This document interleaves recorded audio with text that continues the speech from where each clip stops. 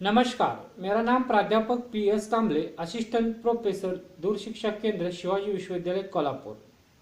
आज हम BA भाग 2 हिंदी ऐच्छिक प्रश्न पत्र 4 सत्र 3 के कबीर के दोहे, इसके जो कवि है कबीर दास का परिचय देखेंगे।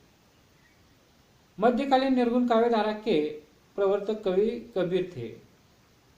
मध्यकालीन जो निर्गुण भक्ति धारा थी उसके प्रवर्तक कौन है? तो कबीर है। कबीर का अर्थ होता है बड़ा, महान। कबीर अपने नाम के अनुकूली बड़े विचारों के थे। इनका जन्म सन 1398 को और मृत्यु सन 1518 को हुई। कबीर के जन्म के बारे में कई किंवदंतियां प्रचलित है। प्रसिद्ध किंवदंती के अनुसार उनको एक विधवा ब्राह्मणी ने जन्म दिया और लोकलाज के कारण लहर तारा नामक तालाब के किनारे छोड़ दिया। कबीर के जन्म के बारे में कहा जाता है कि एक विधवा ब्राह्मणी ने उन्हें जन्म दिया और वो विधवा होने के कारण, लोकलाज के कारण लहर तारा नामक तालाब के किनारे उनको छोड़ दिया गया। उसी रास्ते नीरू और नीमा नामक मुस्लिम दंपति का गुजर हुआ। इनकी कोई संतान न थी, इसलिए तालाब के बीचों बीच कमल के फूल में हंसते बालक को इस मुस्लिम दंपति ने संभाला और यही बालक आगे चलकर महात्मा कबीर हुआ। जब उसकी जो माँ थी उन्होंने लहरतारा नामक तालाब के किनारे उन्हें छोड़ा, तो उसी वक्त वहाँ के रास्ते से नीरू और नीमान नामक मुस्लिम दंपति जा रहा था। उनकी कोई संतान नहीं थी, इसलिए उस बालक को ले गए और उसका संभाल किया। यही आगे चलकर महात्मा कबीर नाम से प्रसिद्ध हुए। कबीर पढ़े लिखे न थे, कबीर अनुभव के ज्ञानी थे। अनुभव संपन्न ज्ञान के आधार पर इनके दोहे खरे उतरते हैं। धर्म के नाम पर आडंबर फैलाकर मनुष्य को गुमराह करने वाली प्रवृत्ति का उन्होंने विरोध किया है। धर्म के नाम पर जो आडंबर फैलाते हैं उसका उन्होंने विरोध किया है। उन्होंने जाति भेद का विरोध किया। जाति पात, छुआछूत, मूर्ति पूजा, तीर्थ यात्रा, व्रत आदि पर वे विश्वास नहीं करते थे। समाज को सुधार कर एक अनोखे समाज की वो स्थापना करना चाहते थे। उनकी प्रकाशित काव्य रचना कौन सी है ये हम देखेंगे। कबीर पढ़े लिखे न थे। कबीर वाणी का काल में डॉक्टर पीताम्बर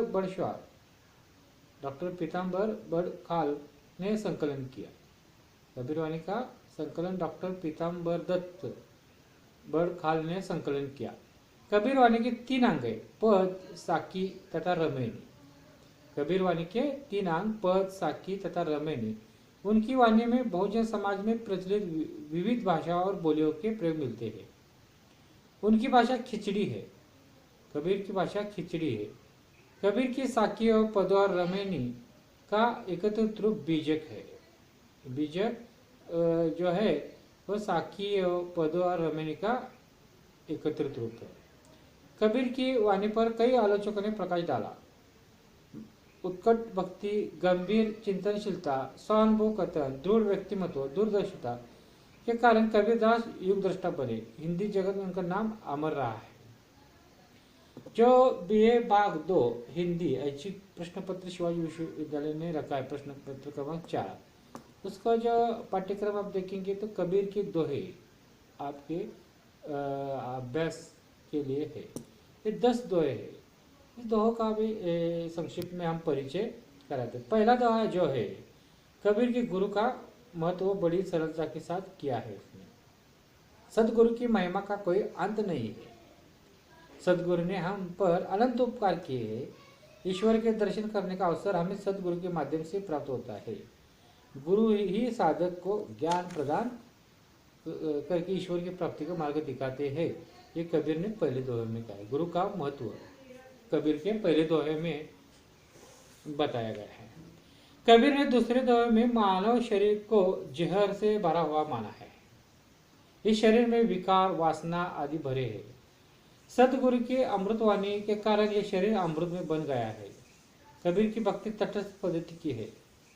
यानी कि जो शरीर में जहर भरा है वो गुरु की वाणी से अमृतमय बन जाती है। यानी कि गुरु का महत्व इस दोहे में कबीर ने बताया।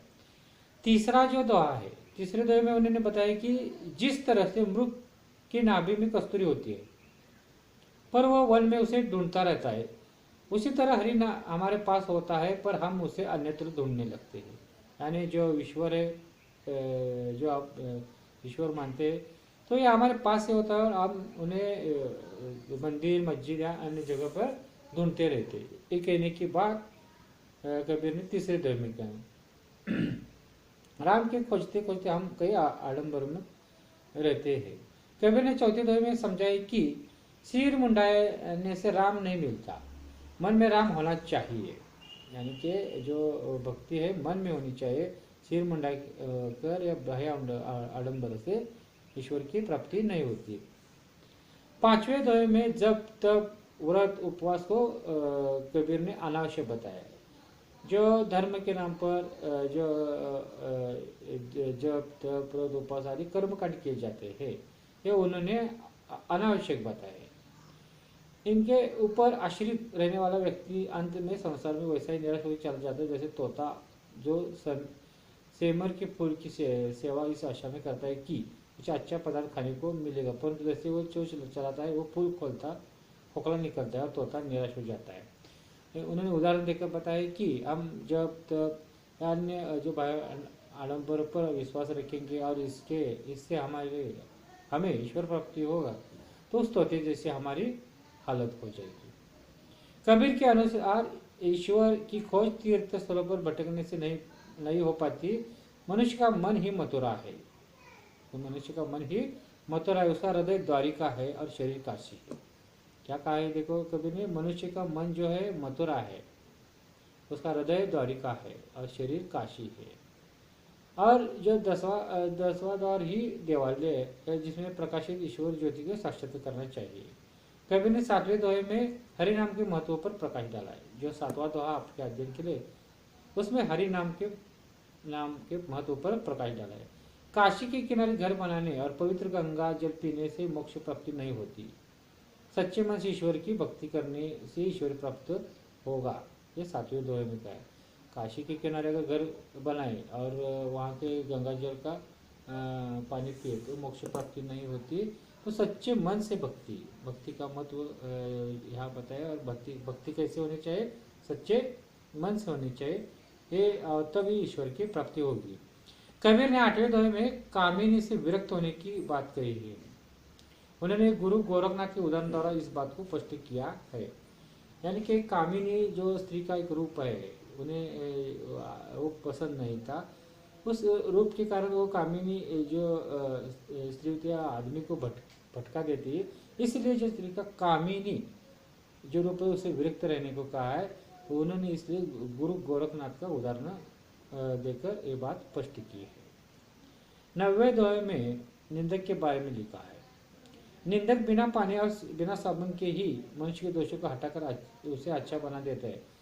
अर्थात निंदक द्वारा की जाने वाली निंदा से मनुष्य अपने दोषों के प्रति सतर्क होकर उनमें सुधार के लिए तत्पर हो जाता है। यानी निंदक का महत्व 90वें दोहे में बताया। यानी कि निंदक का अपने जीवन में होना चाहिए, अपने पड़ोस में होना चाहिए। यानी कि उनके टोकने से या उनकी आलोचना से हम सुधर सकते हैं।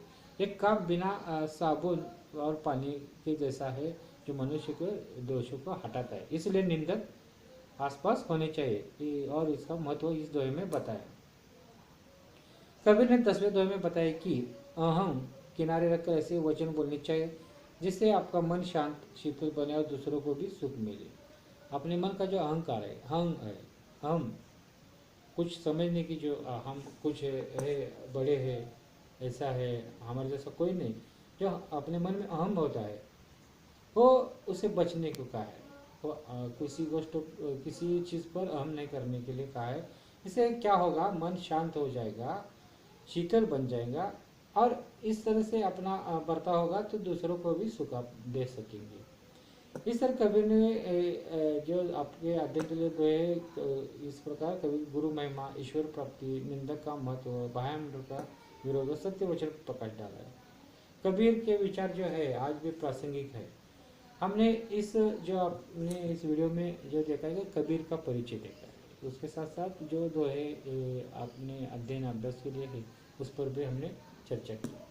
महत्वपूर्ण बात है कबीर का जो व्यक्तित्व है, कबीर के बारे में थोड़ा सा हमने इस वीडियो के द्वारा चर्चा करके परिचय पाया है। तो इसके साथ धन्यवाद।